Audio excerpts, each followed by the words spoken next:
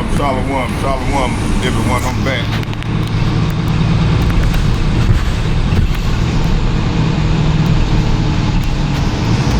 Okay, I'm back. Y'all bear with me here.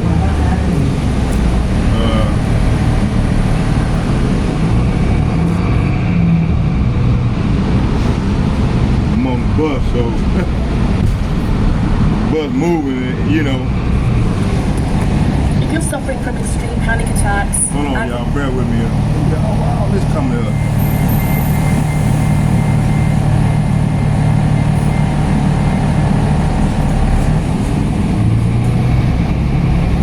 And so he really is a key player for the National Security Council under the Nixon era of how to address the United States' primary needs now, financial needs, military needs, resources.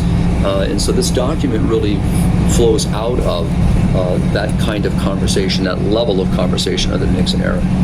And what is this document? Because I had never heard about it before I started working here at HLI, and then everyone was talking about NSSM 200, and I didn't know what it was. And I was pretty well versed in knowing things about the pro-life atmosphere in the United States. So can you explain that for our listeners? Well, the first thing I would do is really direct our listeners to our own website, and if they type in NSSM 200 or the National Security Study Memorandum, they can actually read the document. That's the first thing, Colleen, I would recommend, because it's a lengthy document, but as we do in all things, people need to really read so they can understand not just this little excerpts that we're going to give today, but to read the document. So the document is dealing with how does the United States deal with foreign policy in regarding its own sovereignty, its own needs. And so the document needs really, or wants? Well, it depends on what perspective and what chair you're sitting in. Okay. Because of their perspective was really pragmatic. It was really just looking at things from a utilitarian point of view. What are the needs of the United States to maintain its power, to maintain its political power, its economic power, its power in military, but also in the sense of its lifestyle. Now, you got to remember, as we've talked about many times, the U.S. As a first world, as a developed nation, has become very materialistic, very consumeristic, and sadly very much suffers from individualism. And this would have been in the middle of the Cold War that they were looking at all these questions, correct? Do you think that affected it at all? I think more so it was just the mindset of looking at how do we keep the United States as we want it to be. What's the vision of the U.S.? And so, let me give you an example. If we look today, which countries today would absorb most of the steel or the ore to create steel? What countries would be, primarily consuming most of the electricity of the world today? And we realize, the answer to that would be some of the main first world nations. And yet they are not as populated as some of the developing parts of the world. And so if we look at this, so here in the United States today, people want to drive their big cars and they want to have their big houses and they want to maintain their lifestyles. No different in 1974. And so, yes, we can say there were other influences, no doubt. But when you read the document, you really get a picture of the horrific mindset of Kissinger and those working with him, Nixon included, of depopulation. That's the real issue. Okay, so this is probably like a very blunt and probably not very nuanced way to put it, but was it basically saying keep the populations of other countries small so that we can use their natural resources? So that would be one way to summarize it. Okay. Basically it is, in order for us to maintain our needs, wants, if you want to add that word in, is we have to keep the rest of the world, especially where those resources are found, in smaller population, so that they'll have less use of those, and we'll have greater use of those. So basically, by creating policies that promote depopulation, and that's what the document says. And people might be listening, but oh, come on, read the document. I'm going to read one paragraph. I think it's important. It's a very, very important paragraph. Now, I know it's a little long, but I'm not going to read all of it. No, I think it's good to But it says, there is also the danger that the lesser developed countries, it's called LDCs, will see pressures for family planning as a form of economic or radical imperialism. So this could well create a serious backlash. So he's looking already that if we start promoting these policies, then we're going to see a backlash. But here's the paragraph that I want us to consider from NSSM 200. The U.S. economy will require large and increasing amounts of minerals from abroad, especially from less developed countries, LDCs I just mentioned. That fact gives the U.S. enhanced interest in the political, economic, and social stability of the supplying countries. So it's looking at the other countries and questioning their political, economic, and social stability. Wherever a lessening of population pressures through reduced birth rates can increase the prospects of such stability, population policy becomes relevant to resource supplies and to the economic interest of the United States. So, in other words, if we see a country growing in population, and obviously that would promote greater stability for that nation because people are, and we don't look at this from a utilitarian point of view, but people are the greatest resource, their gifts, their skills. So it's looking at them and saying, if those nations continue to rise in population, that becomes a threat to the United States. Okay, I definitely misinterpreted that then, because I heard that and I was thinking that they were wanting countries to be stable. No. No? No. Because it seems like they're just saying they're interested in how stable they are. So it's not we want these countries to be stable so that we can most effectively get the resources at? No, you want to, because again, if you look at today, look at India. So India today is a growing economic power, Yeah. right? Years, decades ago, that was not the case. Okay. And so, but you have a very large population. You have a population that is growing and is strengthening its economic, its social stability. And so it's entering the market now in a very strong way that at one time it did not. And so we can say the same thing in other countries. And so this becomes a concern from the Kissinger point of view, from the National Security Memorandum, looking at that and saying, hey, that becomes a threat, to our own need, because if India, let's say today, and other countries are then using their own resources, and we now have a less opportunity to those resources, then that becomes a threat to the United States. Okay, so I'm still confused about this then, because India has been one of the primary targets of population control, course. and it's you don't have more than 2 children, Right. very much targeted by population control. So wouldn't that go against, wouldn't that be proving the point that if you have population control and families have 2 kids, you're going to end up with something more stable? Well, eventually, that's the goal, because you want to depopulate, you want to decrease the population. But wouldn't that be making it more stable? Well, no, because it makes it more dependent. So, and that's the whole idea. You're trying to position the United States in a position of leverage. This is the motivation. So basically, if we have to stay strong. We have to be, the main player on the block. And so in order to maintain that, we need to make sure that these other countries are not growing in stability. Now, we can't come out and say that. That's why I was reading this other quote about we can't come across as imperialistic here, and colonialism that we once had around the world. We can't do that because that would portray us in a very bad light. Nor can we go out and impose depopulation policies. So when you read the document, you're going to hear about abortion. There's a section on it. But it also recognizes in that period of time that we could not use money from the United States to leverage abortion around the world. However, what we could do is leverage the United Nations. We can leverage their policies and their procedures and international people to go in and speak about, these issues and make these available, whether they're legal or illegal. So by reading the document, you get it cleared. It points out 10 countries. Obviously, one of the main countries was the Philippines. I think it's 13. It might be. Because we're writing an ebook on International Planned Parenthood, and I was writing the section on IPPF, and there's a short section on the Kissinger report, but I haven't actually read the report. I was using our resource articles on the report just to kind of get the basic points across. Right. And I'm pretty sure it was 13 because I was comparing it to then the top grants from International Planned Parenthood in the past 5 years, and a lot of those original 13 countries are still receiving the highest amount of funds from International Planned So that's good. That's good. I mean, that's why reading it and being familiar with it is going to help. Whether to look at, because today if you kind of consider that this policy of the United States, this is a foreign policy. This is a state policy. It still follow today, this is still being used. It has never been rescinded. It's never been denounced. And it wasn't until the 1990s when it became public. And when it became public, obviously it exposed all this agenda from the Nixon era forward. So nobody knew about it ahead of time? It was like a classified top secret document? Okay. Classified document. And so people were able to get their hands on it.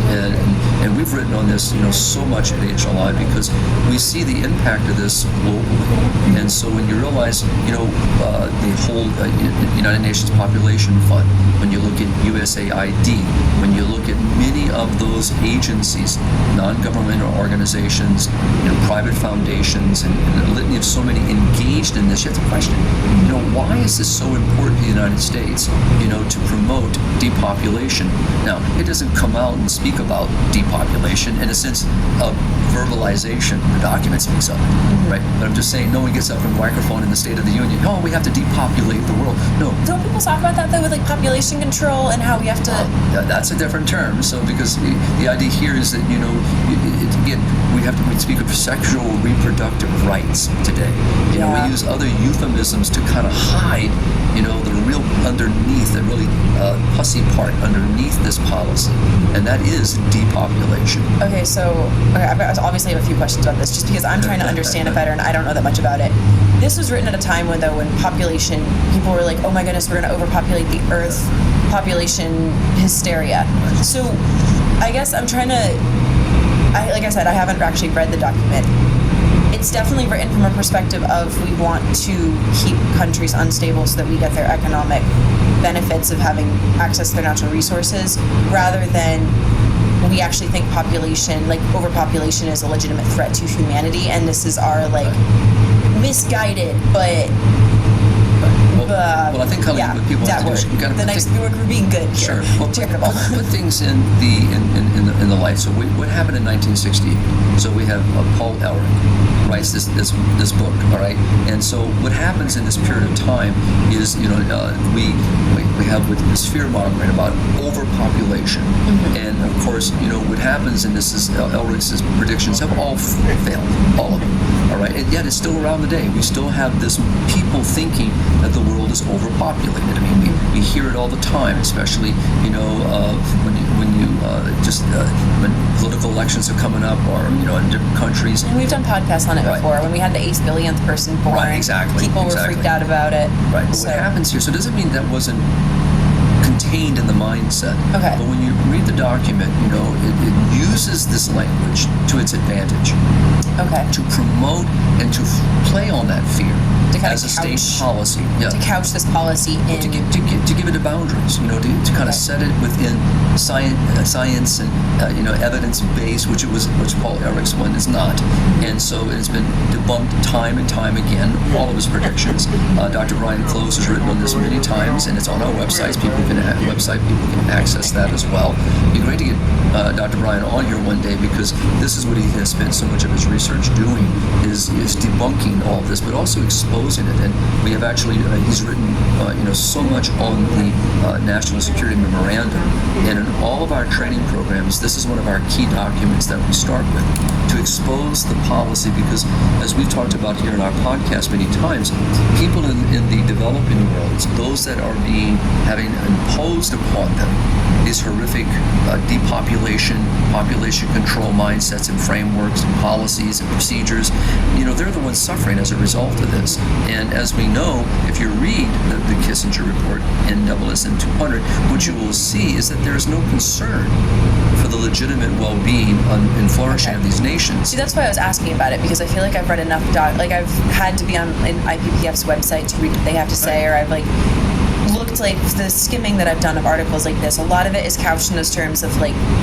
we want to increase the quality of life for people, or we're going to couch this in this idea that population is a bad thing and we want to help. And it's hard to separate how much of this is bad intent and how much of it is a misunderstanding of what will actually help people. And that's why I was trying to understand, when the document was written, was it, we're the United States and we can do something to help these countries, even if it's a misguided help that kills millions of people, or was it, we actually just want to benefit from it? And so it would be the latter. When you read the document in whole, there is no consideration of human flourishing. Okay. It uses the language to be able to advance its agenda. Because again, it's just the same way. I can't come in and tell you what I'm going to do. I can't tell you my real motivation, and when you realize that Pope Benedict XVI, as did John Paul, as has Pope Francis, condemned this mindset. Yeah. Because we see what happens when developed worlds go into the developing worlds and impose these horrific values of depopulation, sterilization, contraception, abortion, the whole gender identity confusion issue, all of this upon a people that do not want it at all. And they tie it to aid. They tie it to so-called, you used the word charity. This is not charity at all. Oh, obviously. Right. And that's what Pope Benedict, has condemned, and that's what Pope Francis has steadily condemned. And that's why he uses this colonialism. He uses this colonization of the mind. Yeah. Yes. And so it's here when you read this, it really can get you angry because you realize what's behind all of it is not anything other than a selfish motivation. Now, people may read this, oh, what about the sovereignty of the United States? Well, would that be a conversation that we can speak about? But do we really benefit on the backs of other people? And when you figure like in Africa, for example, when you have nearly 30% of the total continent without access to clean drinking water, but you will have ready access to contraception and abortion and many other things that they don't need at all. And so when you look at the same thing in the Philippines, and especially in different parts of the Philippines where there's still a great need, and so this is all tied to this, Colin. Yeah, I just found the list of the 13 countries. Good, you found them. Awesome. Yeah, India, Bangladesh, Pakistan, Nigeria, Mexico, Indonesia, Brazil, the Philippines, Thailand, Egypt, Turkey, Ethiopia, and Colombia. Right. And then when I was going through, I wrote these down because I had these on the list.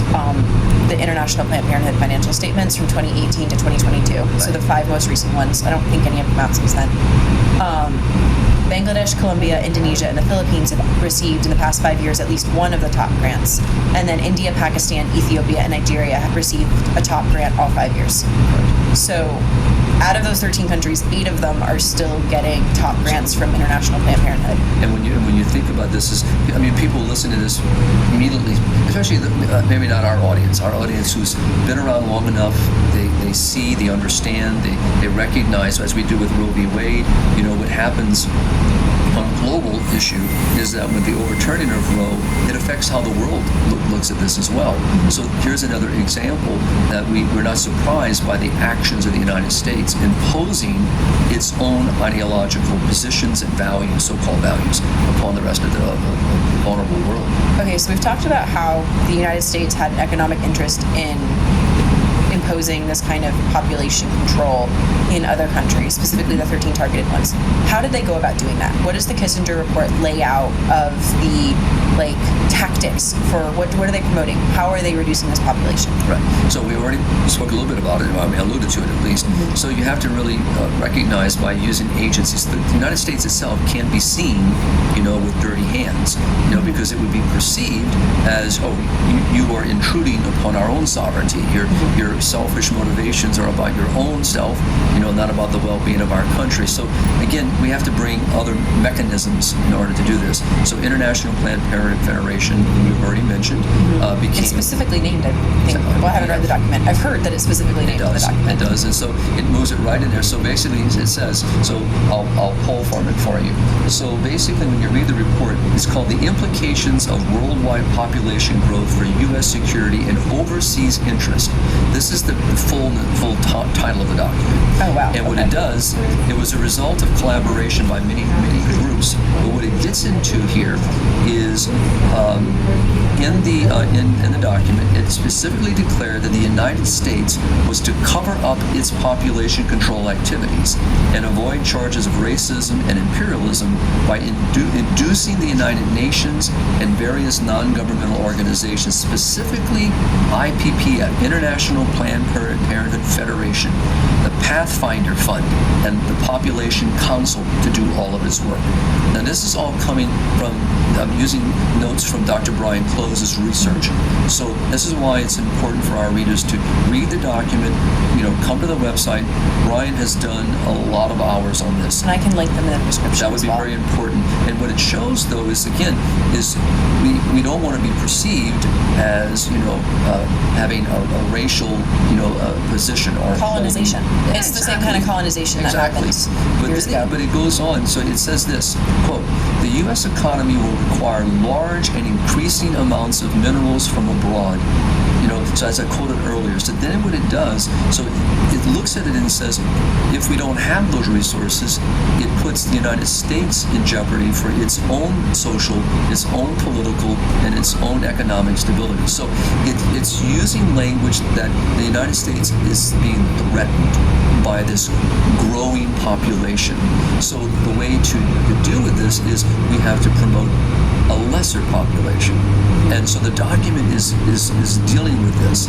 And so when you realize when Kissinger, like in my own article in Spirit and Life after Kissinger died, I talked about a recent interview that Kissinger did, and he's actually praising, the one-child policy of China, all right? And because of what it's created, and so it's important for our readers to realize that Kissinger maintained, his 100 years of life. I mean, his adult life, believing this mindset and seeing it as a value. Okay, so going back to the question I just asked, you answered my second one. The one I was trying to ask was, which I didn't phrase very well, was what means were they using to reduce population? Was it abortion? Was it contraception? What were the actual practical, this is how we reduce population ideas laid out? Well, you have to look at the groups they're working with. So obviously it's going to be through types of contraception. So you have to convince people that they are better off with a lower population. This is the argument still used today. So sex education? So you would use the sex education programs. You would obviously be promoting the use of contraception globally. Mm-hmm. As I mentioned earlier, the Kissinger report recognizes that it cannot use U.S. funds to advocate for abortion abroad. And so it realized, so that's why using these other agencies to be able to do their work. So I've also heard that they specifically mentioned abortion as no country has been able to reduce population without abortion. So it's obviously saying it cannot do it directly, but it realizes, as you just quoted very beautifully from the document, that no country has been able to lower its population without abortion.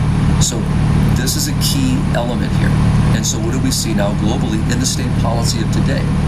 So we have, under the current administration of the United States, a president and his party advocating for funds to be used, and nothing to be prevented from using funds abroad as much as they can. But basically, they can give money to work like USAID, or they can give money to the UN, and then the UN can then use that money to promote abortion. That's correct. So directly, the US isn't funding it, but the US is giving money to an organization that's going to use it. You're talking millions into the billions of dollars. Yeah. And so, and also working with other agencies, some of the ones we just mentioned, International Planned Parenthood is still a very active participant in this. So to answer your question directly, yes, they promote what today they would call sexual reproductive health. The rights of women to be able to have access to reproductive health. That's what they call it. It's not health, it's sterilization, contraception, and abortion. This is what we're talking about. And you mentioned India earlier. Yes, we still have very clear issues, which could be a podcast unto itself, with the use of by imposing, upon women, especially after a second cesarean delivery, to have. Yeah, hold on here a minute for a second.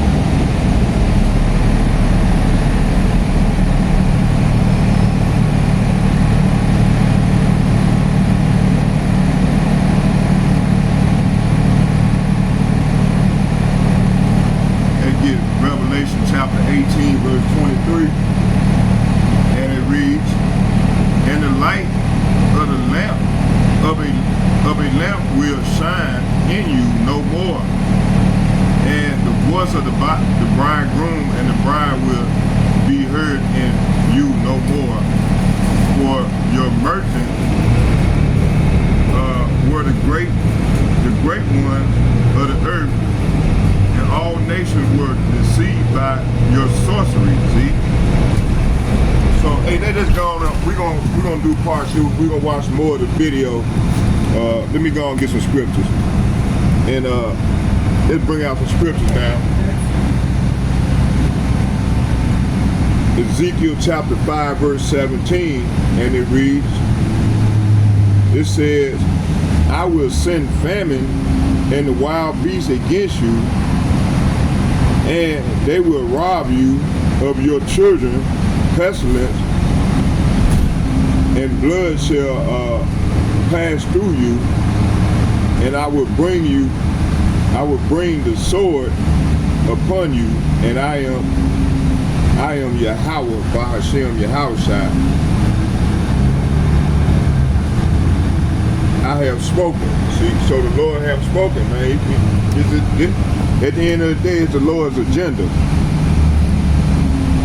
You know, these people think they control, they running everything, it's they plan, but no, it's the Lord. The Lord is doing all this. I'm finna show it. I'm finna show you.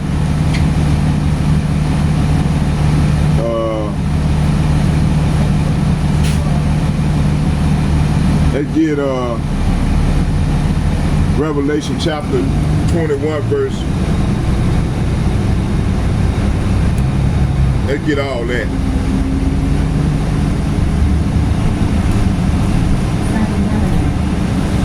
Revelation chapter 20. Revelation chapter 21.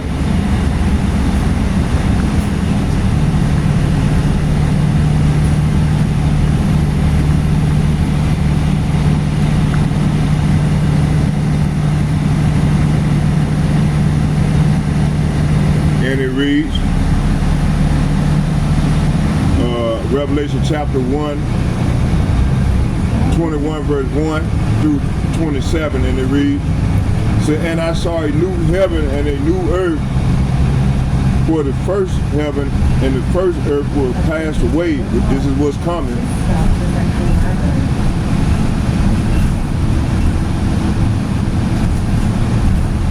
"And there was no more sea.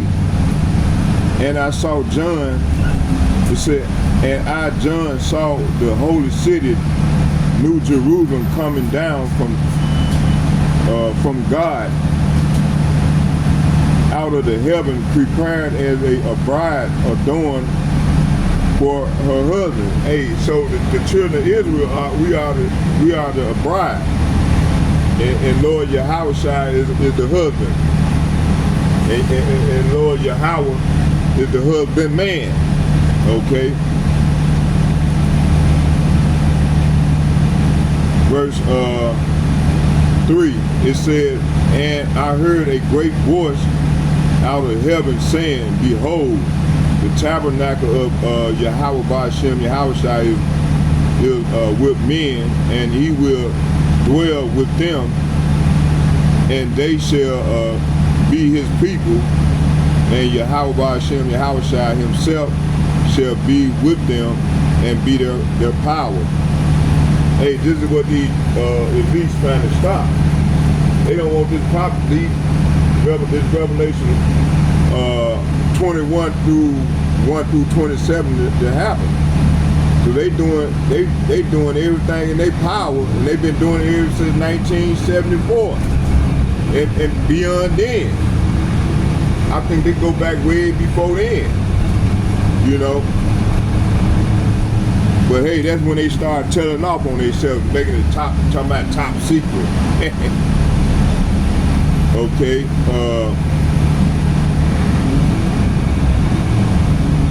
So the Lord finna come and set up his kingdom, man. He finna come and take this devil down, take these devils down there going head on in captivity. those all he don't kill, he gonna preserve for slavery.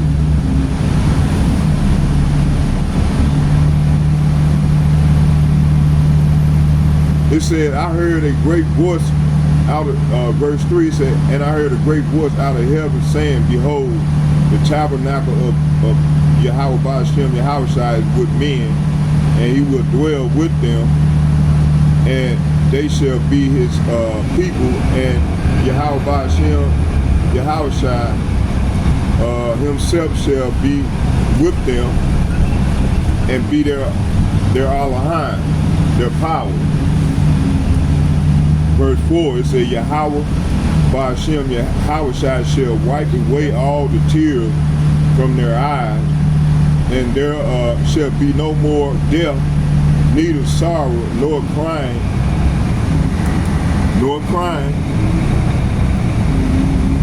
neither shall there be any more pain. Hey, Kobe, that's right, Kobe. Man, we're gonna be happy because we're gonna be transformed. That's the real transform right there. Lord gonna give us some new bodies, man. We're gonna be new creatures. And then the law, statute, commandment gonna be inside of us. We ain't gonna be able to go off anymore. We ain't gonna be able to teach one another anymore. We're gonna be teaching the other nations, man. They're gonna have to be forced to learn our law, statute, commandment, and learn the true ways of the Lord.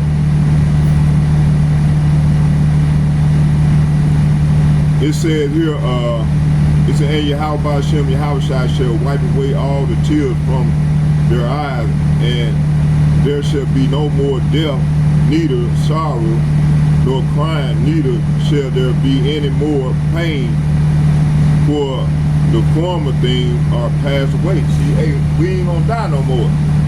The other nations, they're gonna be able still to die, so on and so forth. But hey, we're gonna have them new bodies, and we're gonna be different. We're gonna be different from them. Verse 5. It said, and he that sat upon the throne said, behold, I make all things new. See, he's gonna make all things new with his people.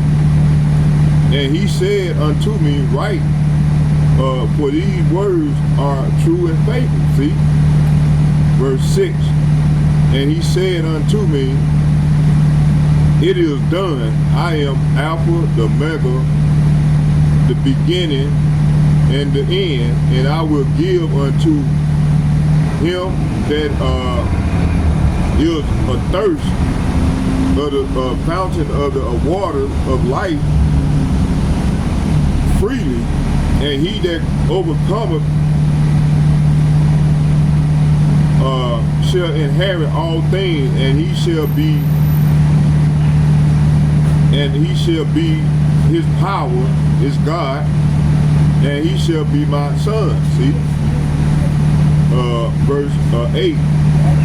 It said, but the fearful, say what? But the fearful and the unbelieving and the abominable and murderers and the whoremongers and the sorcerers and the adult idolaters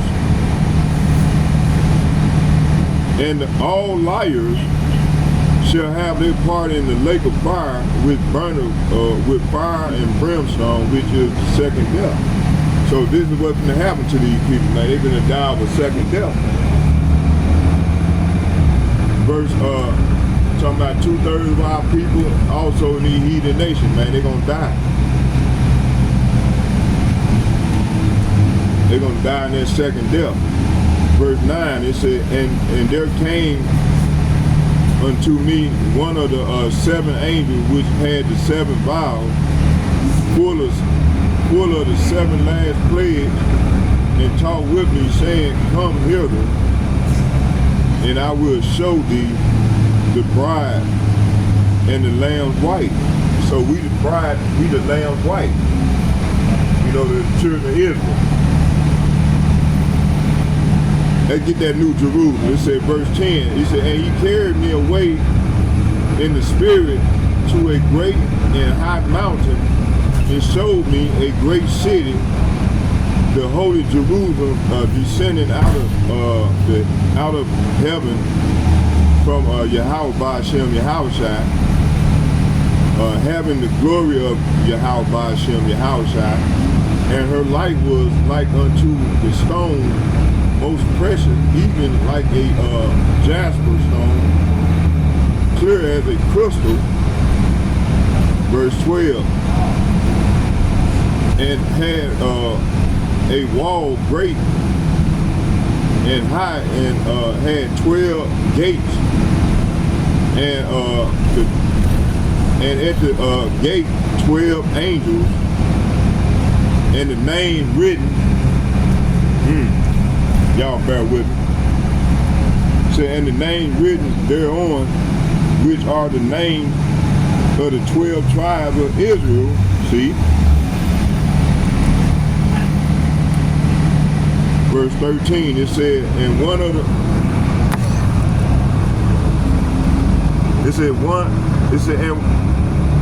and on the east, 3 gates, on the north, 3 gates, on the south, 3 gates, on the west, 3 gates. And the wall of the city had 12 foundations, and and in them the name of the 12 apostles of the Lamb. See? Verse 15, and he that talked with me had a golden reed, a golden reed to measure the city and the gates thereof, and the walls thereof, and the city lieth 4 square, and the length of the large, it was as large as the breadth, and he measured the city with the reed, 12,000 furlongs, the length and the breadth and the height of its equal, are equal. Verse 17, and he measured the wall thereof, and 144 cubits, according to the measure of a man, that is of the angel. And the building of the wall of it was of jasper, and the city was pure gold, like unto clear glass. Verse 19, and the foundation of the wall of the city were garnished with all manner of precious stones. The first foundation was jasper, and the second sapphire, and the third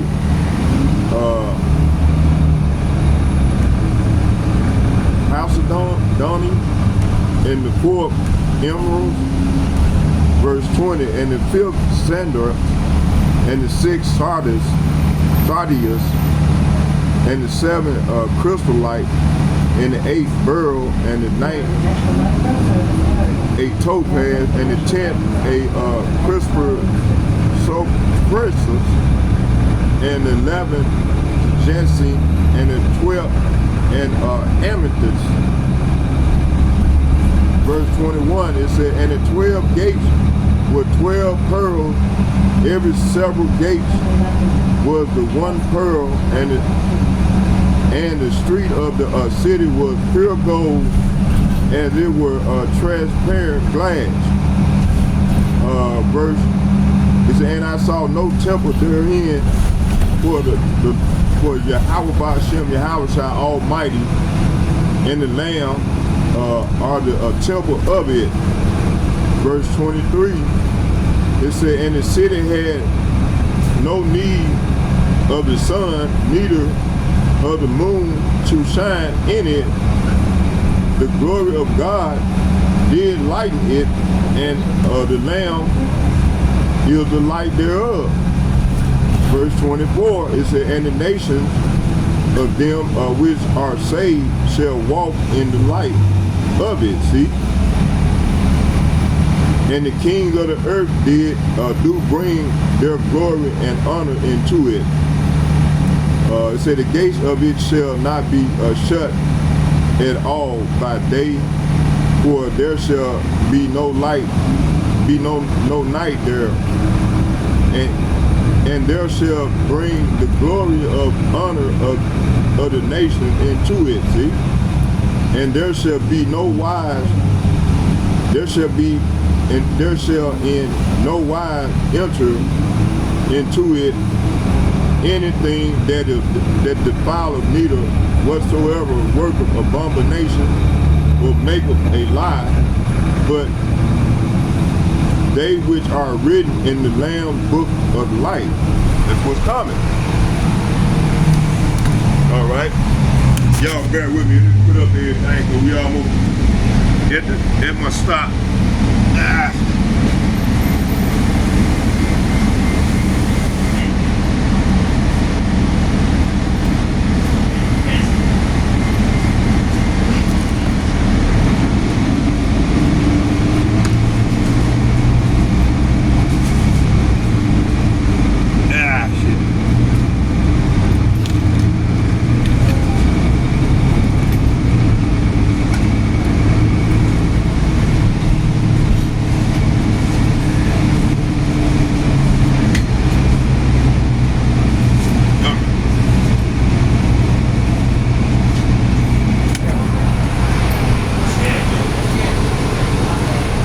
Hey, let me.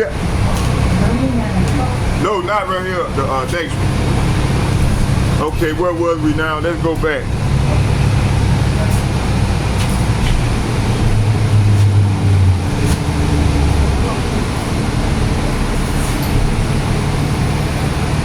Let's get Luke chapter 21, verse 11.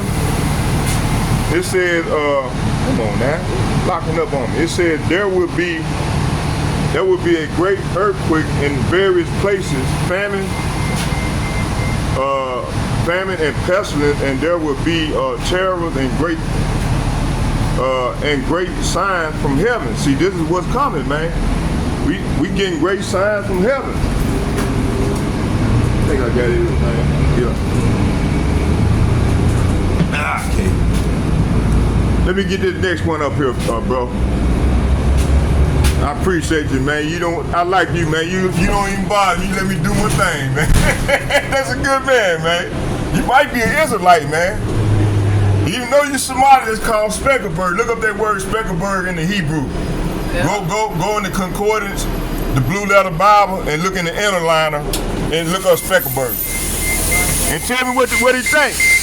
Cause it's called you got a lot of Israelites that look like the other nations. I'm not Somali. You're not Somali? Yeah, but I'm from East Africa. Well, you an Israelite then, my man. Yeah. Hey, solid one, brother. Hey, next time I'll give you my number so you can lock in and get on my group, and then that way you get fed with the teaching. Yeah. All right, I'll see you next time I see you. Revive me, okay? All right, you take care. All right, so where was the all right, my man, that's my guy right there, boy. He don't never bother me, man. I be on the bus getting it in. He don't say nothing to me. One day it was a lady arguing with me. He said, brother, calm down, brother. I said, okay, brother. You know, I get emotional. I ain't gonna lie to you, I get emotional when it comes to this word. When it comes to the Lord's word, man. Don't come to me with that bullshit. But yeah, we're gonna continue working, man. We're gonna continue going with the lesson. I'm back at my destination now. I'm going on in. It's a lot more scripture that I want to bring out. It's a lot more stuff that I want to bring out. And we're gonna get it in. So yeah, like I said, so this is their plan, man. This has been their agenda all along. And they've been working on this thing ever since 1974. You had Margaret Singer. You had all these people like Klaus Schwab and them, all them, man, these elites.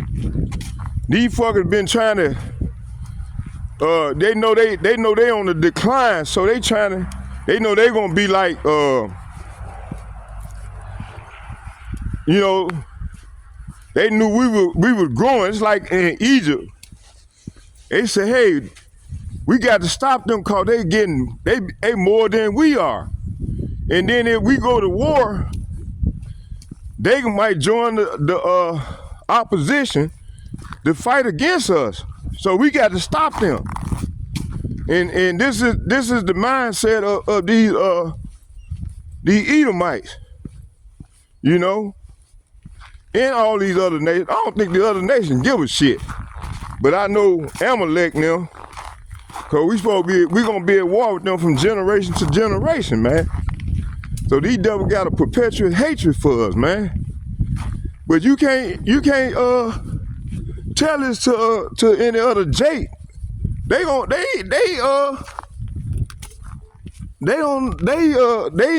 in defense trying to defend these devils, you know. They trying to defend the devil.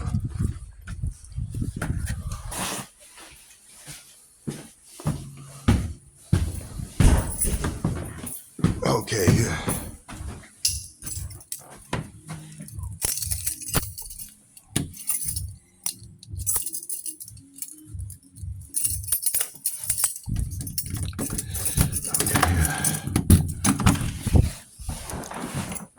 Yeah, then fuck the door up again. Y'all bear with, we're gonna continue the filming. Ah, Lord, y'all bear with me. Let's get Micah. I'm back, y'all. Micah chapter 7, verse 12 and 13. I'm up here reading and I'm up here reading, and then I didn't get the rest of the verses that I wanted, but that's okay. Let's go to Micah chapter 7, verse 12 and 13. I thought I was filming.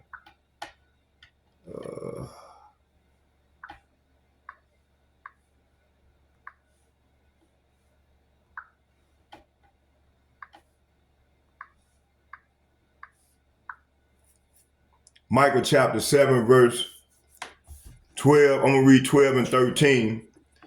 It said, in that day also shall come even to thee from Assyria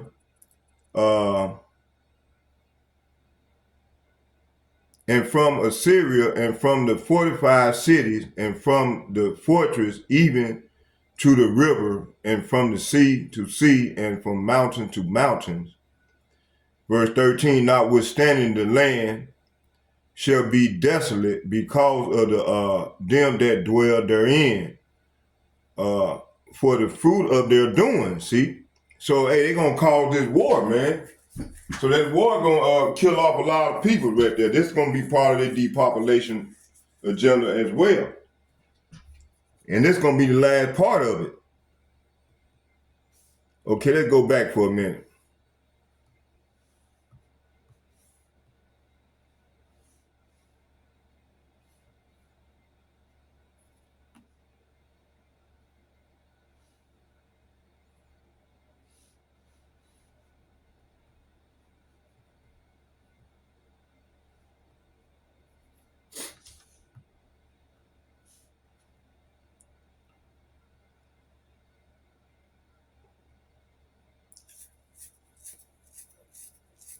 Let's get Isaiah chapter 14, verse 1. And I'm going to read to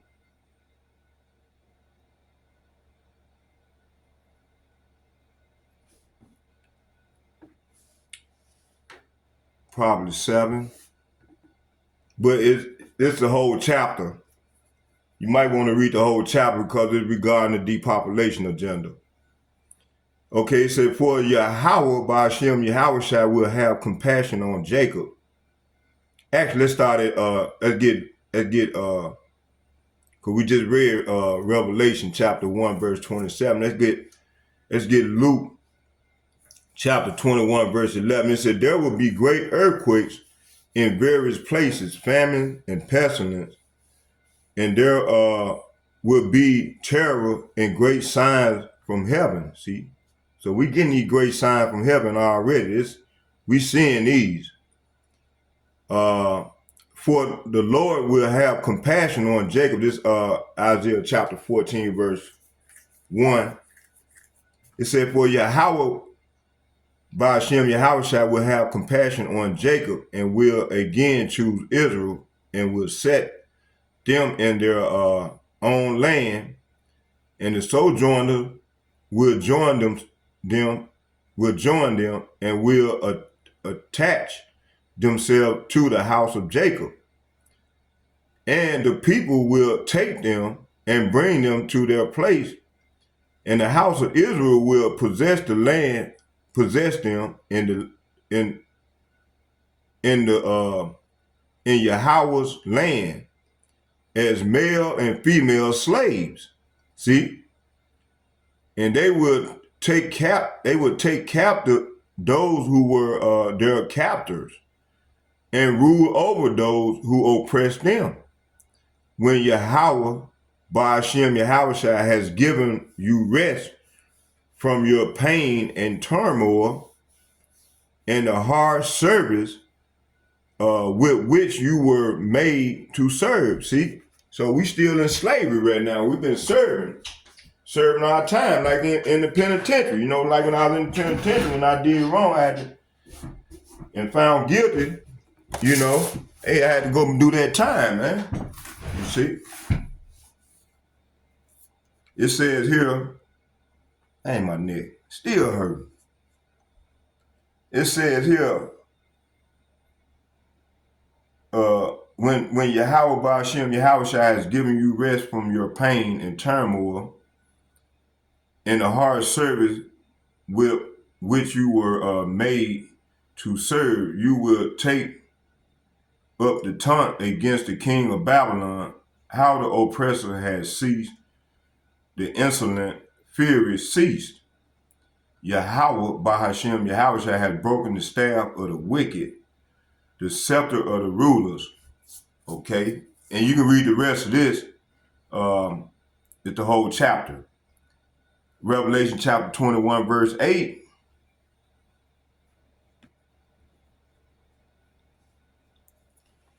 It says here, but as for the coward and the faithless and the detestable and the murderers and the sexual immoral, sorcerers, idolaters, and all liars, all portion will be in the lake that burns with fire and sulfur, which is the second death. Revelation chapter 19, verse 1 and 2, it said, after this, I heard what seemed to be a loud voice of a great multitude in heaven crying out, hallelujah, hallelujah, salvation and glory and power belongs to our power, for his judgment are true and just, for he has judged the great prostitute who corrupted the earth with her immorality, and has avenged on her the blood of his servants. See, so the Lord gonna avenge our blood on this whore, on these devils. Revelation chapter 8, verse 1 through 13, it said, when the Lamb opened the seventh seal, there was silence in heaven for about half an hour. Then I saw seven angels who stand before power. The power is who we ignorantly call Jesus Christ. He's our power at G430. We everybody ignorantly call Jesus Christ. He's the power.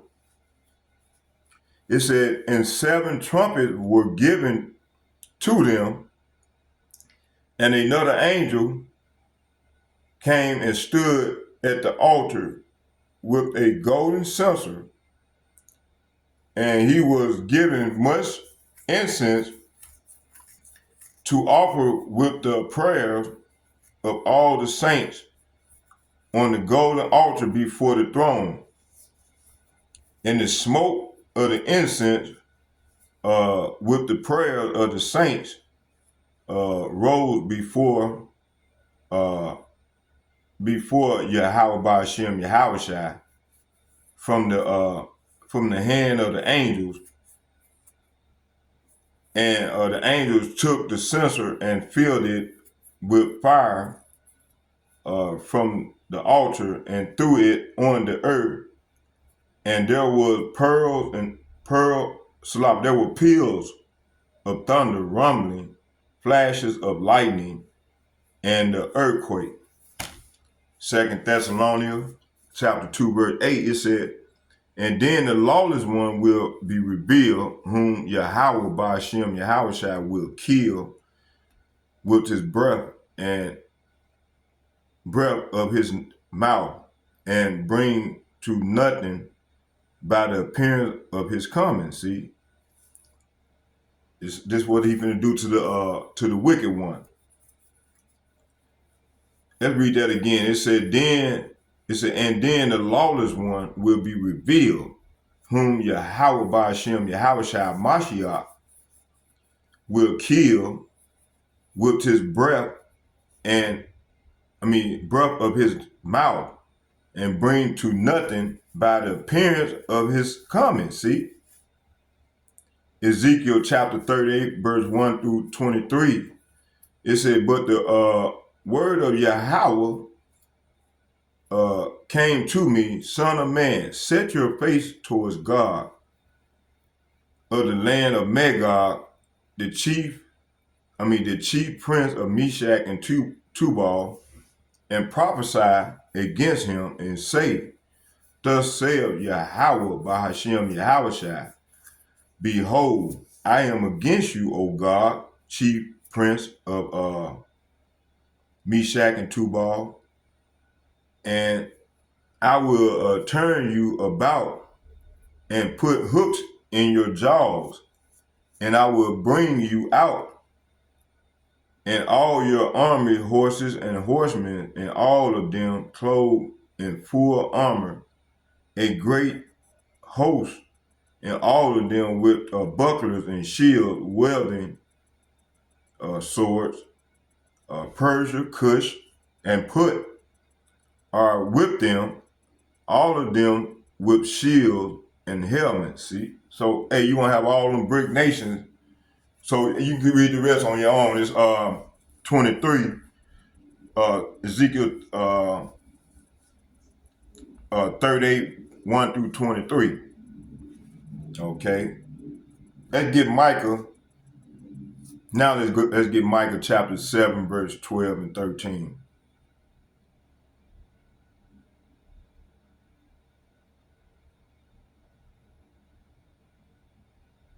It said, in that day also he shall come even to thee, talking about Meshach and Tubal, and the Lord's weapon, with his weapon of his indignation, talking about them ICBM missiles.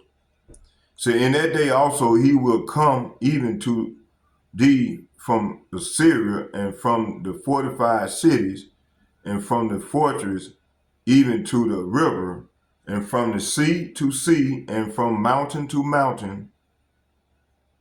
Notwithstanding, the land shall be desolate because of them that dwell therein. See, so hey, all this here gonna make the land desolate. It said, for the fruit of their doings. See, so Micah chapter 7, verse 12 and 13 is saying, people from many lands will come and honor you, from Assyria all the way to the towns of Egypt, from Egypt all the way to Euphrates rivers, and from distant seas and mountains. It said, but the land will become empty and desolate because of the wickedness of those who live there. Talking about Israel. The land gonna become desolate because this is the way how the Lord gonna get them up out of the land, get both the Arab and them Edomites up out of their land. Because they both don't belong there. That's our land. Okay? So this is part of the depopulation agenda. All right? Let's get let's hold on for a minute here.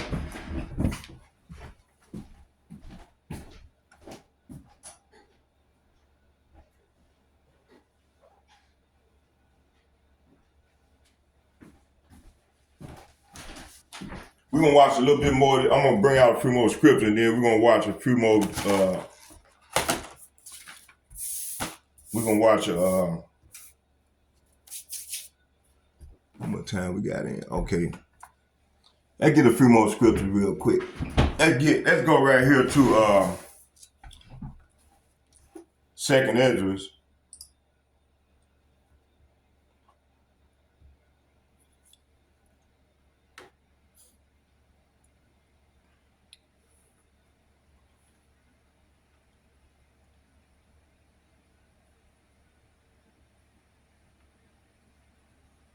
Second Esdras chapter 15, verse 10.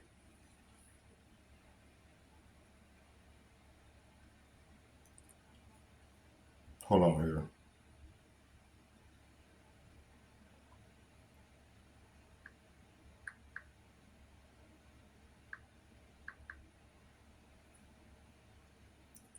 Two.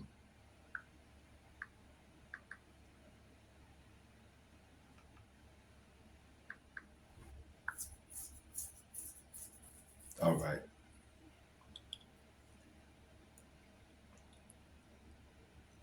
Second Esdras chapter 15, verse 9 and 10. And it read, and therefore saith Yahweh Ba'ashem Yahushua, I will surely avenge them and receive unto me all the innocent blood from among them. So the Lord gonna avenge us on these devils. Okay. Verse 10, it said, behold, my people is led as a flock to the slaughter, and I will not suffer them now to dwell in that land, now dwell in the land of Egypt. See?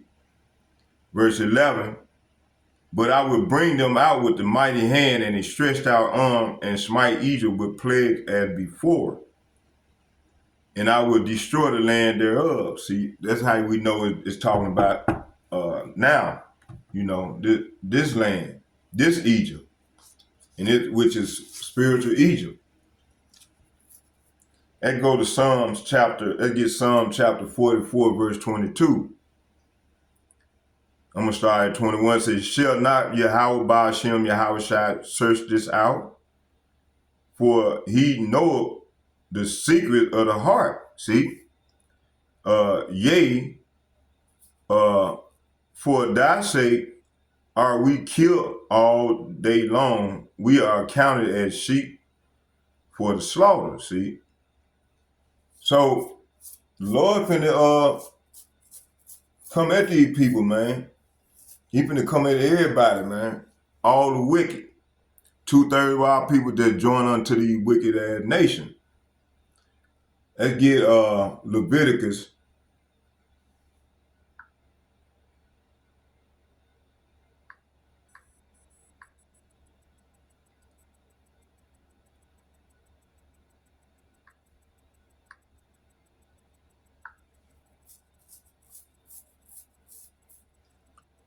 Leviticus chapter 17, verse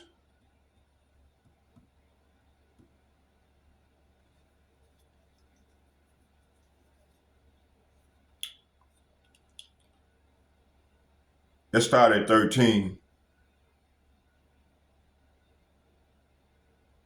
No, let's just go and get 14.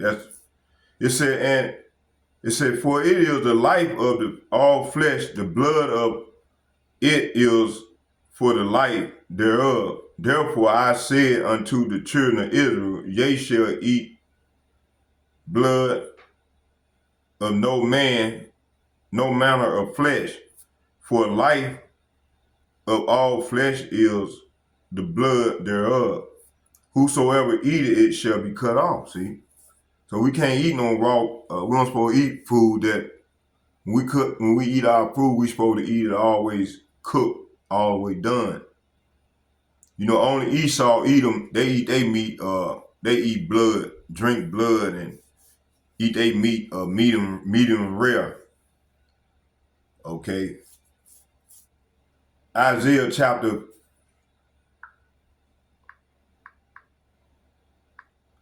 53, verse 7. It said, He was oppressed and he was afflicted, yet he opened not his mouth. He is brought as a lamb to the slaughter, and as a sheep before her shears is dumb, so he opened not his mouth. See, our Lord even was considered one of the sheep uh, uh, to the slaughter, that had to go through the slaughter. That I read in 2nd Ezra 15, verse 10. Okay, so that's telling us that we're gonna have to, everybody, the Lord people gonna have to go through the same thing. We're gonna have to be that flock that's led to the slaughter, man. It's called a straight gate. Okay, let's go back to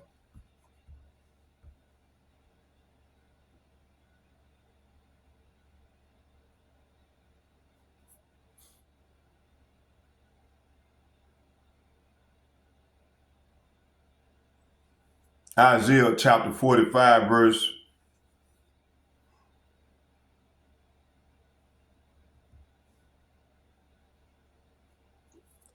Isaiah chapter 45, verse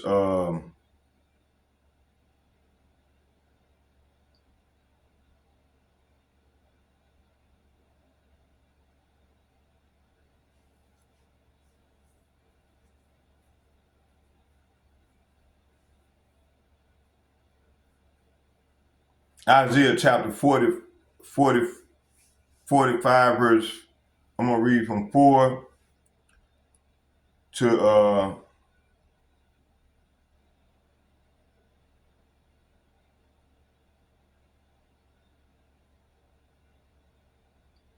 to 8. It says here,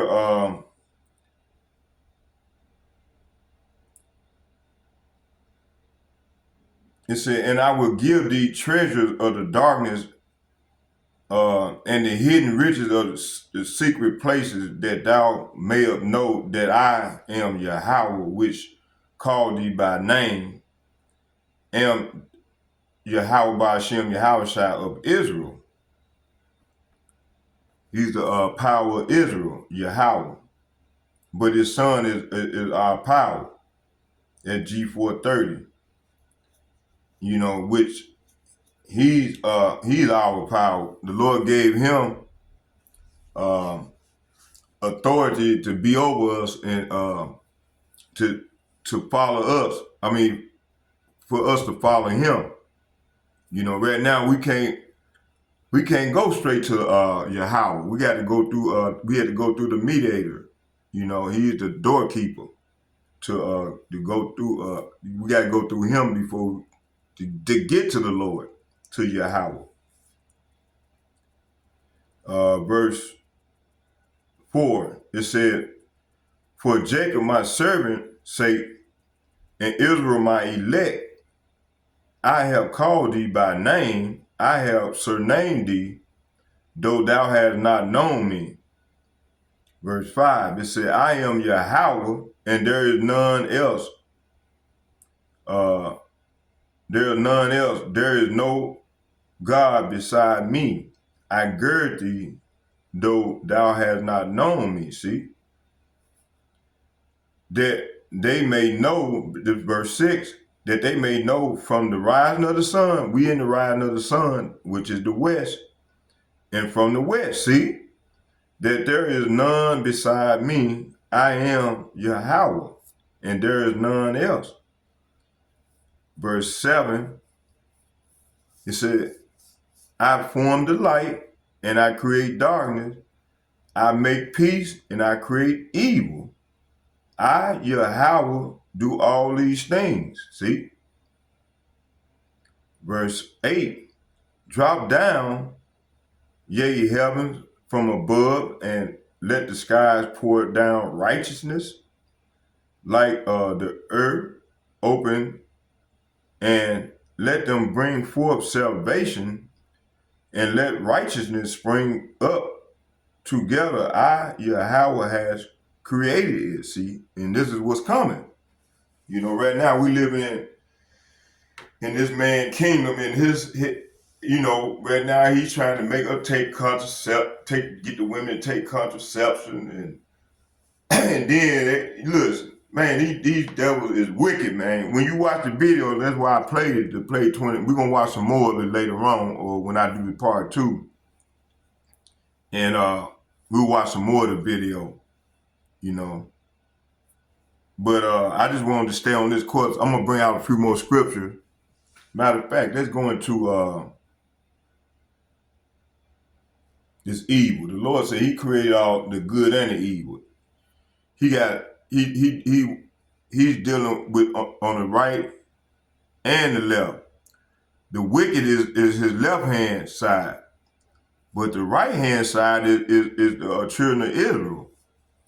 Esau Edom, he deal with Esau Edom on the left hand side. You see, where he deal with the sons of Jacob on the right hand side. See, the children of Israel. But let's go into this thing about this evil. So a lot of people don't realize that the Lord, he gave the devil power to do these things. He ordained this devil to do these things. He ordained the devil to do this population control, to depopulate the earth. Okay, it's called 2/3. So we're gonna get rid of 2/3 of our people and 1/3 of humankind off the earth right now.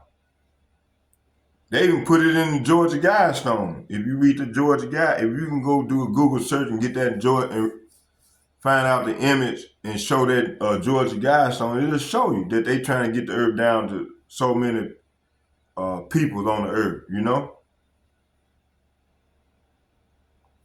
Let me see here.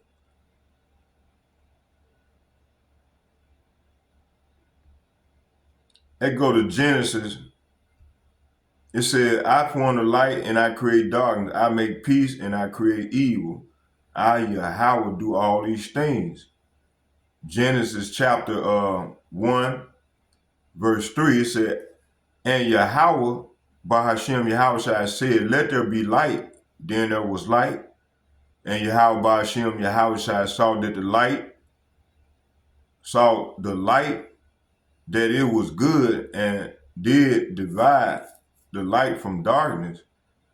Verse 5, Genesis chapter 1, verse 5, it says, Yahweh Bahashem Yahweh called the light day, and the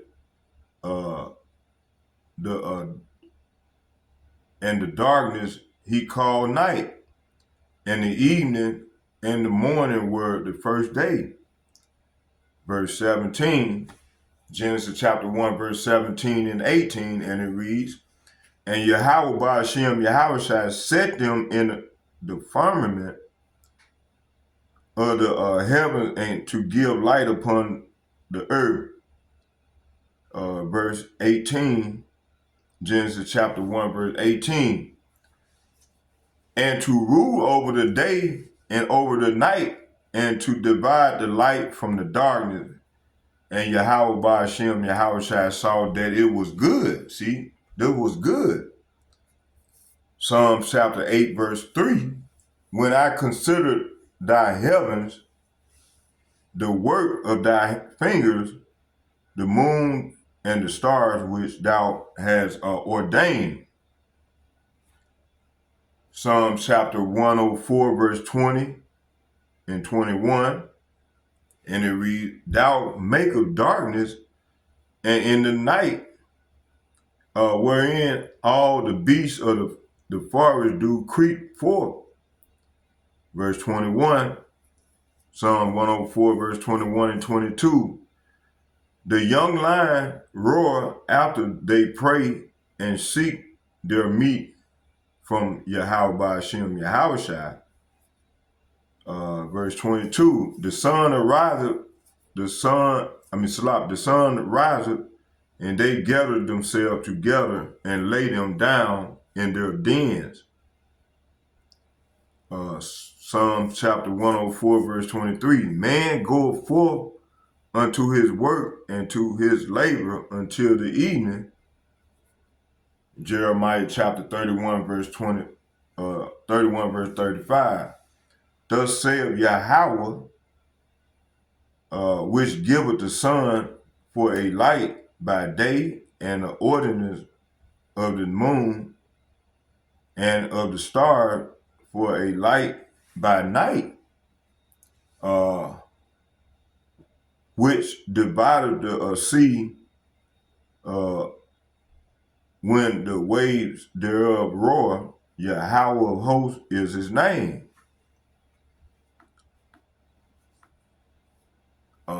Second Corinthians chapter 4, verse 6. For Yahweh, who commanded the light to shine out of darkness, have shined in our hearts to give the light of the knowledge of the glory of God in the face of Yahweh Mashiach. James chapter 1, verse 17, which is Jasher. Every good gift and every perfect gift is from above and cometh down from the Father of light, with whom is no variableness, neither shadow of turning. And get that that created darkness. It says here, Exodus chapter 10, verse 21 and 22, it said, Yahweh said unto Moses, stretch out thy hand towards heaven, and that there may be darkness over the land of Egypt, even darkness which may be felt. So Moses stretched out his hand over Egypt and brought forth this plague of darkness. Verse 22, and Moses stretched forth his hand towards heaven, and there was a thick darkness in all the land of Egypt for 3 days. See? Brought forth that plague of darkness.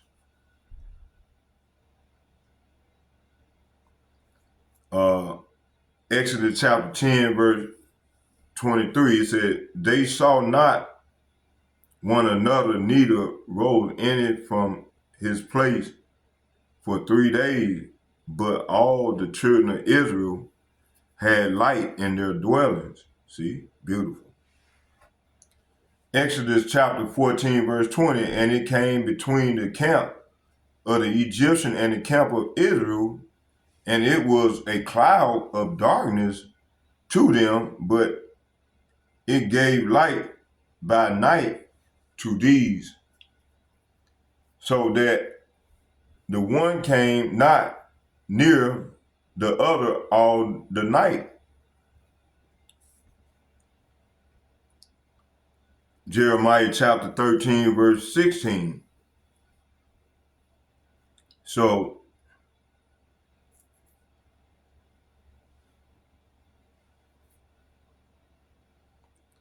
the clouds settled between the Egyptian and the Israelite camps.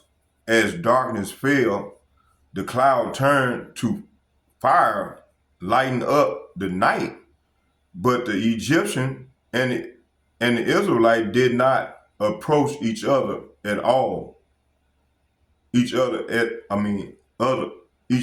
all night. Okay.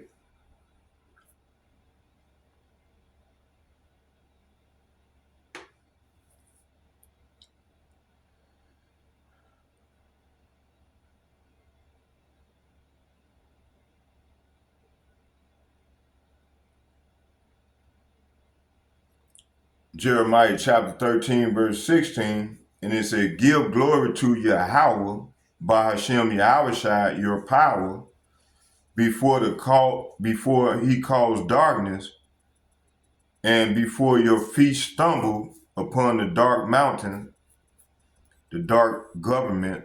See, that word mountain represents governments.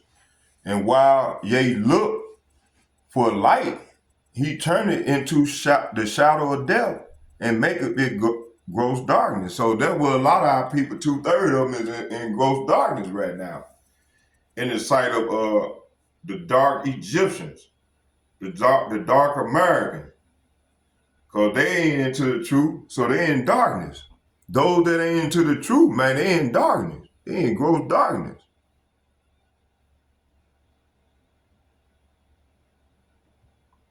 Ezekiel chapter 38, 32, verse 8, all the bright lights of heaven will I make dark over thee, and set darkness upon the land, saith Yahweh by Hashem Yahushua. See?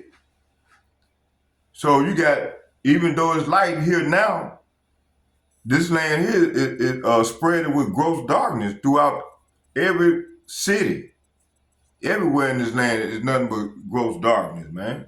Even in the people that's not into the truth. You got some thinking they in the truth, but hey, they living in gross darkness, man. Which is abomination to the Lord. That's why the Lord gonna burn their ass up if they don't repent. But a lot of them can't repent because the Lord got that veil over their eyes. You see? He got them set for that great and terrible day.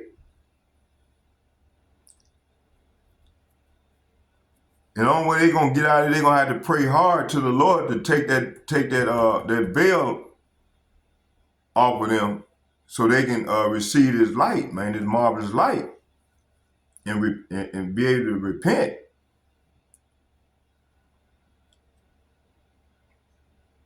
Joel chapter 2, verse 2.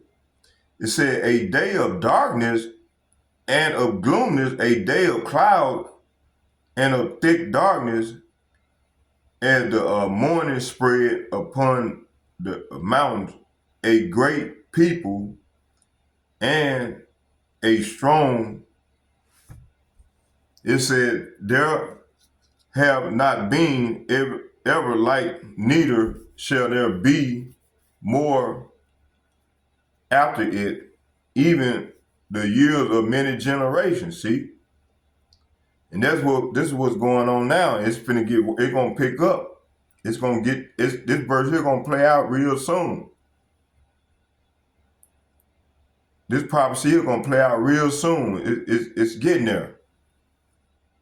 Okay, Amos chapter 4, verse 13, it said, for lo,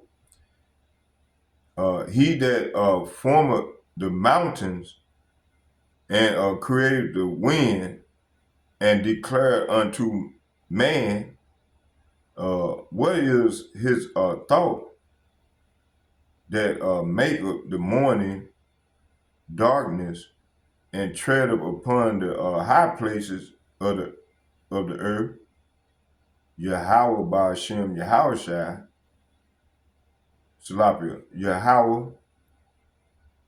It says Yahweh by Hashem Yahushua, the power of hosts is his name. See?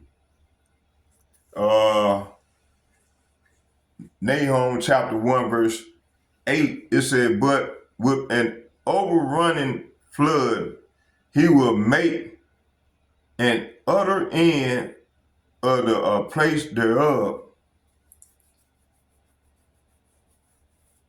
Let's read that again. Nahum chapter 1, verse 8, it said, but with an overrunning flood, he will make an utter end. Talking about them ICBM missiles gonna rain down on the earth to and fro, gonna kill off a lot of people. And not only that, you got these scourges that's gonna play out in Second Esdras, the 15th and the 16th chapter, and it's starting right now in Second Esdras, the 15th. Matter of fact, let's get it.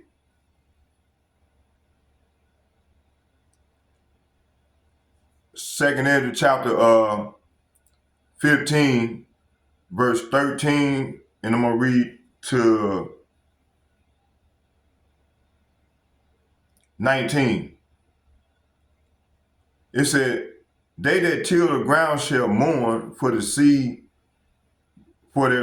shall fail through the blasting of hell. See that hell talking about them ICBM missiles gonna rain down and pound on this place, man, on the earth. And with the fearful consolation, verse 14, it said, woe means death and destruction to the world and them that dwell therein. See?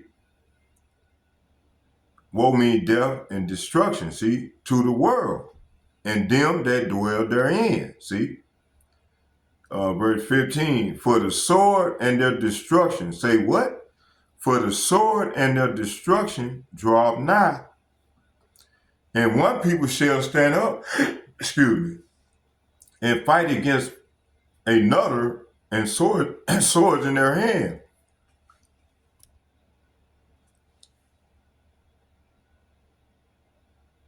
Swords in their hand. For there shall be sedition among men. This is what we heading to here in Babylon. With the stuff Donald Trump and Elon Musk doing. He turned a lot of them Trump supporters against himself. And so they gonna say, fuck this. And then this is what you gonna get. For there shall be sedition among men, invading one another, and they shall not regard their king nor prince, and the course of their actions shall stand in their power. That's 2 Ezra 15, verse 16. 2 Ezra chapter 15, verse 17 and through to 19. Say, a man shall desire to go into a city and shall not be able, because you're going to have checkpoints set up everywhere after they create this order out of chaos. It said, after they create this sedition among men, which is the order out of chaos.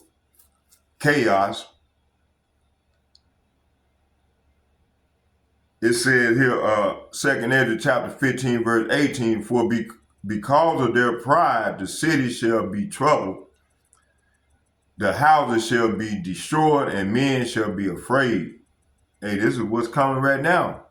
A man shall have no pity upon his neighbor, but shall destroy their houses with the sword and spoil their goods because of the lack of bread. See, you gonna have famine in the land. And for the great tribulation. See, hey, this is what's finna ready to go down. We coming into this great tribulation. You see? All right, let's go.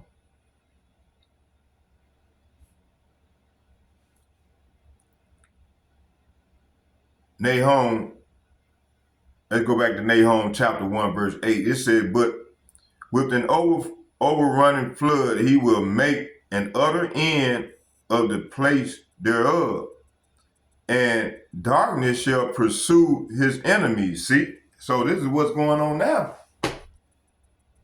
Those that don't love the Lord and not trying to do right, they consider his enemies, and his actual enemy, which is the heathen nation, and mainly Esau, Edom.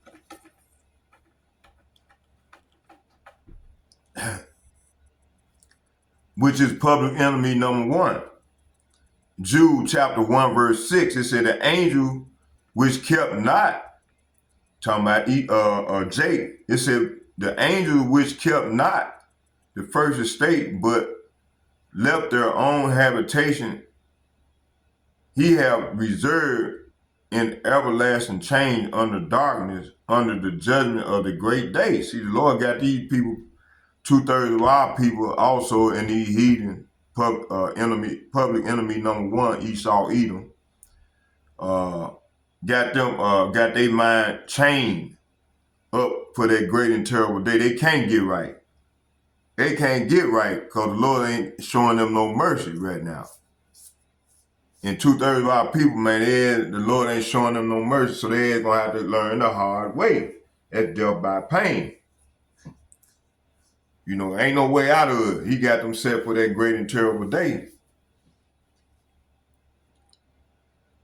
Jude chapter 1, verse 13. It said, raging waves of the sea foaming out their own shame. See? Wandering stars, talking about the Negro, Latinos, and Native Americans. Lord he considered them wandering stars, to whom reserved, and then also these elites and these rulers, these leaders that join unto Esau, Edom. It said, and the angel, actually Jude, let's read Jude 1:6 and 13 again. It said, and the angels, talking about the Israelites, we would consider angels. It said, and the angels which kept not their first estate. See, hey, we consider angels, but we have fallen from our first estate, but left their own habitation, he have reserved in everlasting chains. See, a lot of them, hey, the Lord ain't show them no mercy. He ain't showing them no mercy. So they ain't got that everlasting chain around their mind. They don't know they can't get right. Everlasting chains under darkness. See, they under darkness. They can't get right. They don't know, they don't know how to get right, because that's all they know how to do is sin and continue to do gross things before the Lord that's not pleasing to the Lord. So it said everlasting chains under darkness, see, unto the judgment of the great day. See, you got them preserved for that great and terrible day. Jude chapter 1 verse 13, raging waves of the sea, foaming out of their own shame, wandering stars. Lord said, hey, raging waves of the sea. This is how their mind is operating, like raging waves of the sea, foaming out of their own shame. Lord consider them wandering stars, to whom is reserved the blackness of darkness forever. See? Man, I don't want to be in that position. So, hey, if the Lord give you an opportunity to repent and showing that, hey, I'm not doing this right, man, I need to repent, man, do it.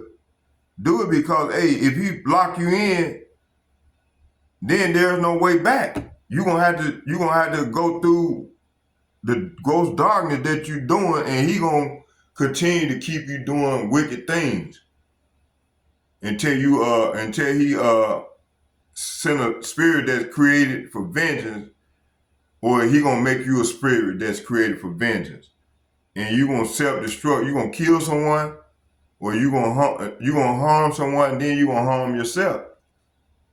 You see, this how that thing work. That's Sirach chapter 39 verse 28.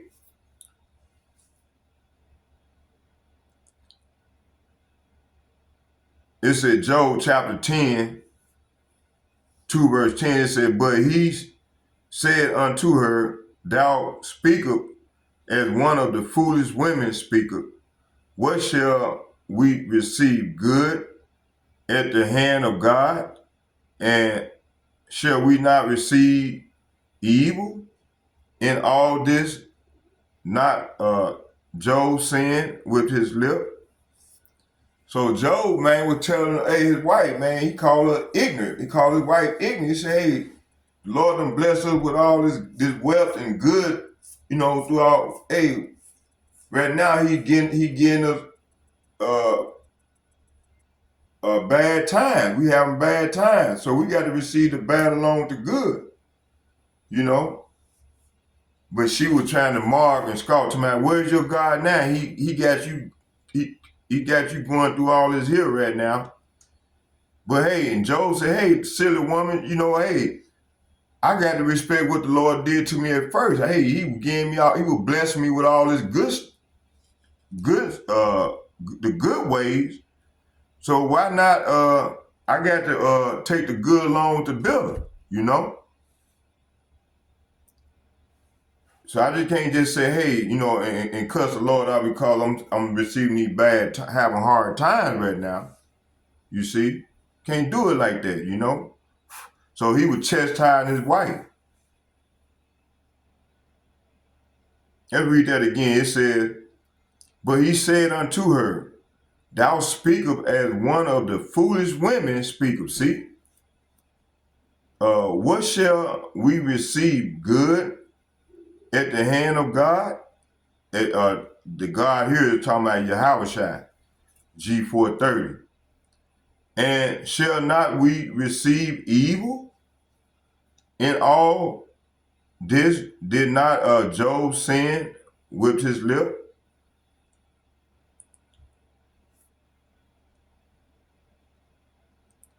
So verse 10 is saying, but Job replied, you talk like a foolish woman. She should we accept only good things from the hand of God and never anything bad? So in all this, Job said nothing wrong. See, Job said nothing wrong. All right.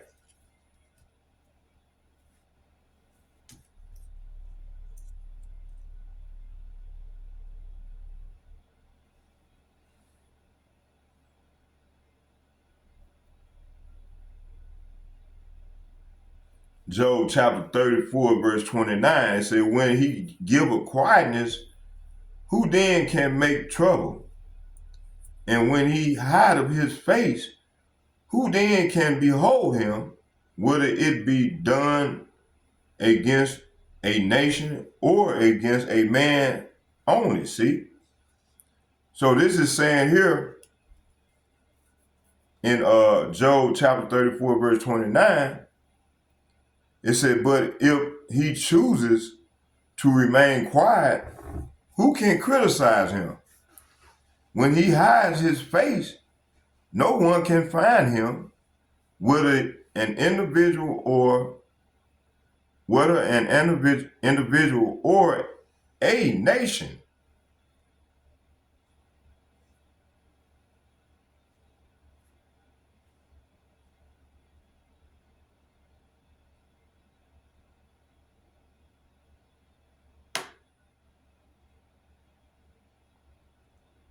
I get Psalm chapter 29, verse 11. It says, Yahweh will give strength to his people. Yahweh will bless his people with peace. See, those who he preserved in these latter days, he gonna grant us peace. He gonna give us some new body. And, we gonna live in peace. No more heartaches and pain. Our time gonna actually be up.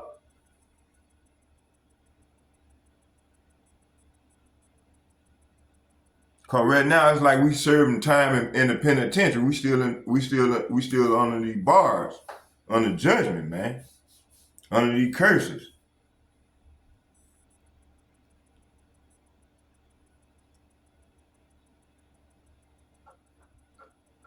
Psalm chapter 29, verse 11, it says, Yahweh will give, I just read it. Yahweh will give strength to his people. Yahweh will bless his people with peace. Psalm chapter 75, verse 7. But Yahweh by Hashem, Yahweh is the judge. He put up down one and set up another. See? So the Lord gonna put Esau, Edom down, and he gonna raise us up in his stead. And we're gonna rule.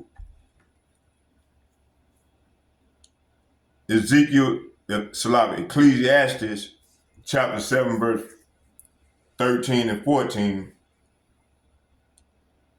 Consider the work of Yahweh by Hashem, Yahweh Shai, for who can make that straight which he had made crooked? See? So who can make straight what the Lord had made crooked? No one. So a lot of these brothers be trying to change these women. I used to do that, man. You can't change these women, man. If a hoe is a hoe, she gonna be a hoe. You can't make her straight. You see? Okay.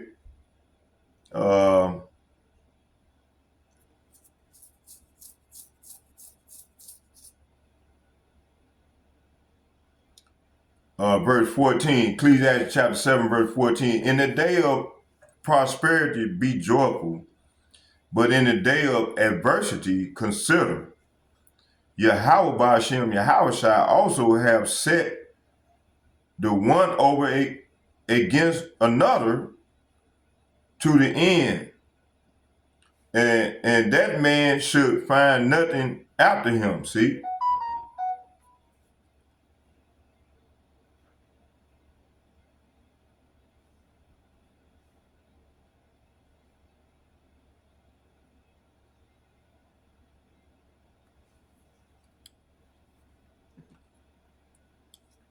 So the Lord saying here in Ecclesiastes chapter 7, verse 13 and 14, except the way Yahweh Ba'ashem, Yahweh Shai does things. See, we got to accept the way Yahweh Ba'ashem, Yahweh Shai does things.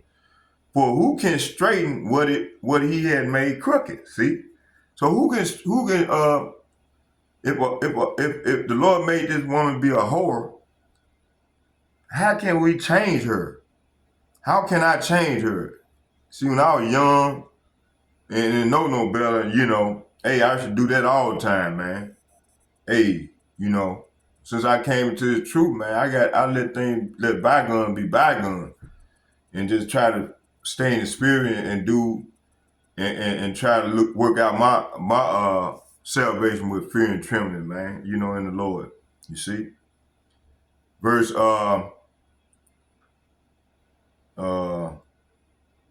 14 says, enjoy prosperity while you can, but when hard times strike, realize that both come from Yahweh Ba'ashem, Yahweh Shai. Remember that nothing is certain in this life. That's right. Beautiful. Hey, like when I was out there hitting them cards, and man, I know the Lord doing it, I when I was going to them casinos to play, they just sent people to try to mess the tables up. The mess the decks up, so I couldn't get no win. So I couldn't, because I was killing them. But it was the Lord doing it. It was the Lord doing that for me, So hey, when I have a hard time, and I say, hey, and when I had these hard times, hey, I got this, like earlier, I was like, man, when I was walking, and I think I was doing the lesson, I said, man, I don't feel right. Because I was pissed off about some things going on. I said, man, I could see, and then the Lord put in my spirit saying, hey, it could be worse than that. You can't, thank the Lord for what you got. Don't get mad, because you could be worse off than you was, like you was before you came into the truth. You see? And I said, Lord, you so right. And hey, my perspective changed quick. On that one, because I thought about that, and I said the Lord is also, boy, he's right. You see? Okay, let's go back.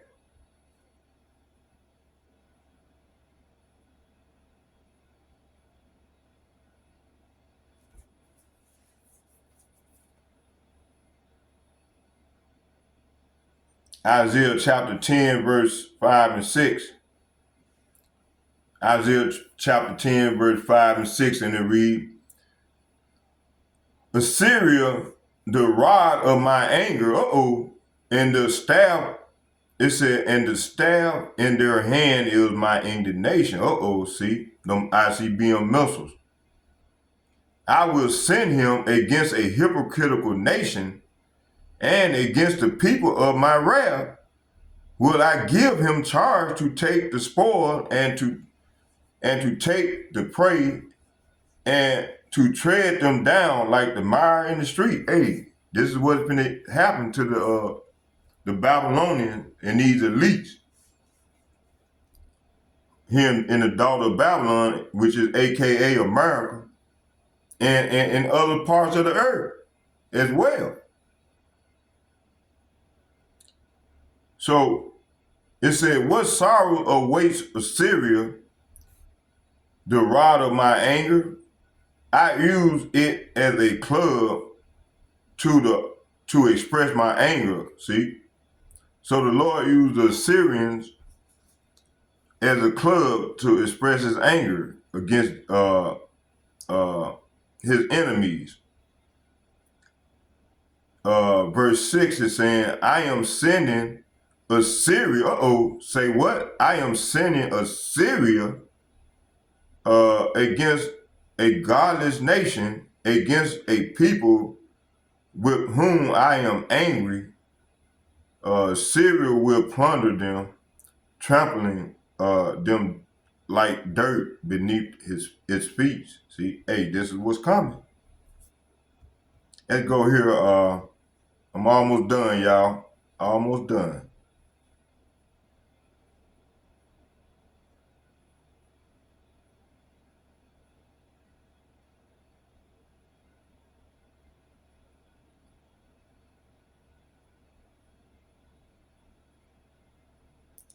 Let's get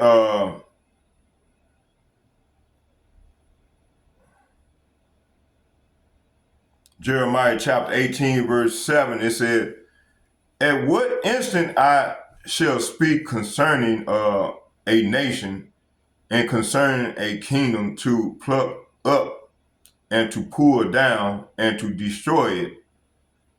If that nation against whom I have pronounced turn from their evil, I will repent of the evil that I thought to do unto them. See? So right here, see, the Lord give us chances, but hey, if we don't hearken when that time comes, like a lot of our people is not doing right now, they got a chance. Like that lady, I was telling her, and she said, no, she like, I'm wrong. And she didn't want to hear what I had to say regarding the Lord.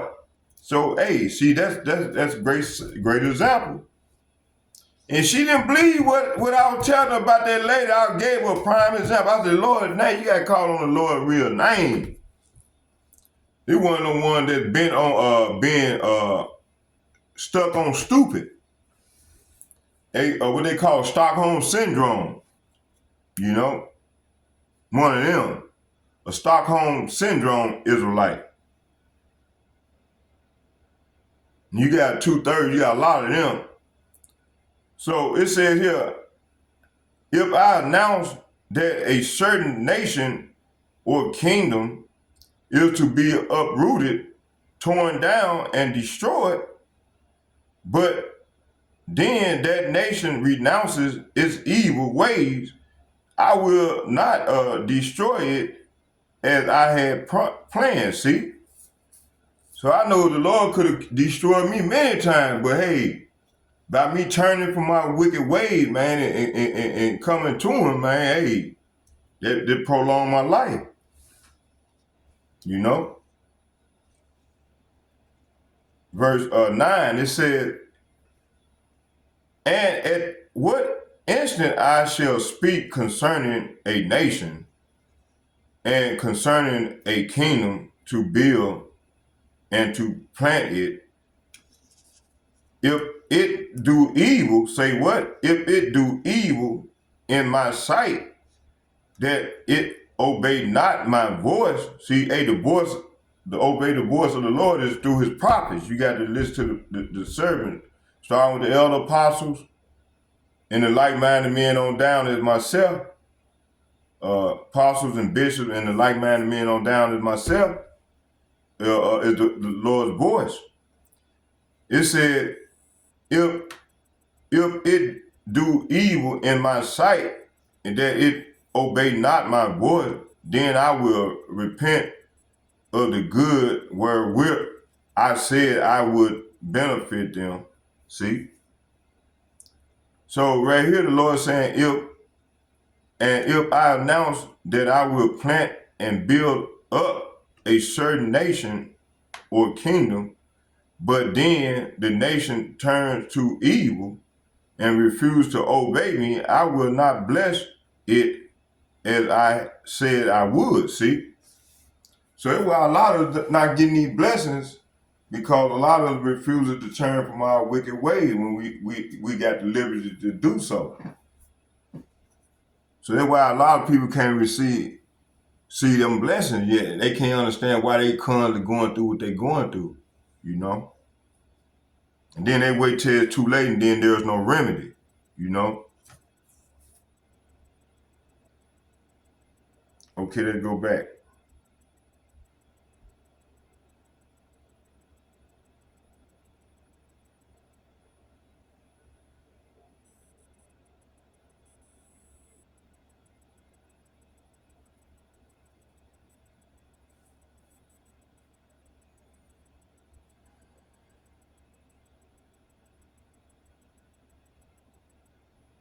Let's get Jeremiah 51 verse 20. And it reads, it said, thou art my battle axe. Say what? Thou art my battle axe and weapons of war. For it said, for with thee will I break in pieces the nations, and with thee will I destroy kingdoms. See? So right here the Lord saying, you are my battle axe and sword, said the Lord. With you will I shatter nations. With you will I shatter nations and destroy many kingdoms. See, hey, the Lord gonna use his servant, the prophet. We're gonna be his battle axe in that great day. And man, I'm praying and hoping, man, I hope and it, and pray that, man, I'm one of them, you know.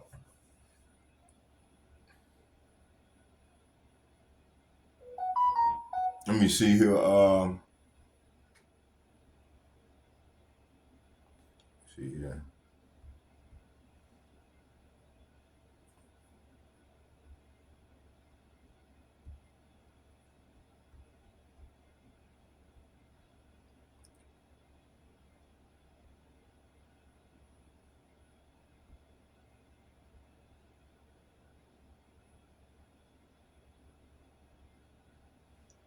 It said, if I cause noisome beasts to pass through the land, and they spoil it so that it be desolate, that no man may pass through because of the beast.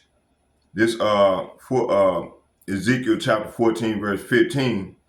So this is saying, or suppose I were to send wild animals to invade the country, kill the people, and make the land too desolate and dangerous to pass through. Verse 16, though these three men were in it, as I live, saith the Lord, power, Yahweh Hashem, Yahweh Shai, power. They shall deliver neither son nor daughter, and they only shall be delivered, but the land shall be desolate. So this is saying, as surely as I live, said the sovereign Yahweh Hashem, Yahweh Shai, power. Even if those three men were there, they wouldn't be able to save their own sons and daughters. They alone would be saved, but the land would be made desolate. See, they ain't gonna be able to save their kid. They gonna be able to. They got on the Lord gonna only spare them. A kid gonna go along with the land. Verse 17, it said, and if I bring a sword upon the land, and the sword, and say to the sword, go through the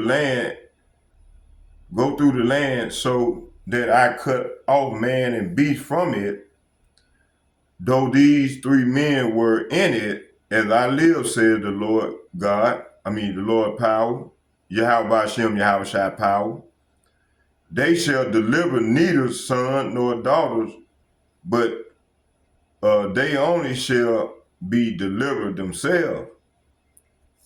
Verse 19, it said, or if I send a pestilence in that land and pour out my fury upon it in blood and to cut off from it man and beast. Verse 20, it said, though Noah, Daniel, and Job were in it, as I live, said Yahweh Hashem, Yahweh Shai power, they shall deliver neither son nor daughter, they shall but deliver their own soul by their righteousness. See? It's by their righteousness. Verse 21, it said, for thus saith Yahweh Ba'ashem Yahweh Shai, how much more when I send my fourscore judgment upon Jerusalem, fourscore judgment upon Jerusalem, the sword and the famine and the northern beast and the pestilence to cut off from it man and beast.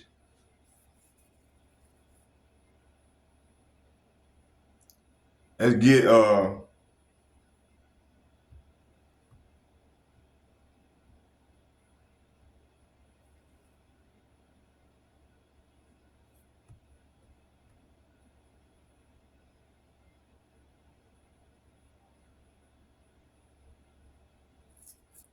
Amos chapter 3 verse 6. Shall a trumpet be blown in the city and the people not be afraid? Shall there be evil? Say what? Shall there be evil in a city and Yahweh have not done it?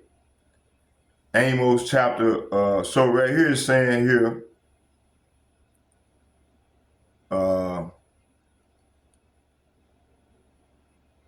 it said, when the ram horn blows, a warning shouldn't the people be alarmed?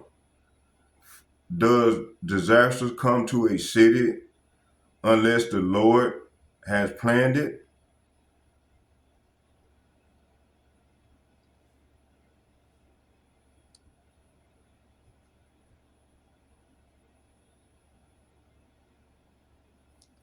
Let's get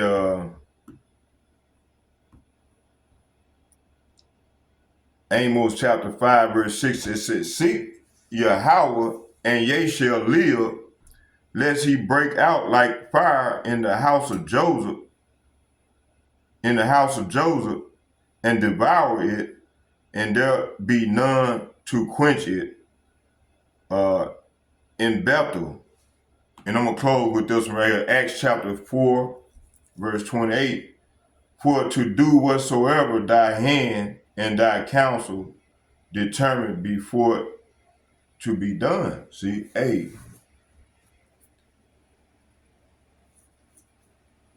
It says here, but everything they did was determined beforehand according to your will.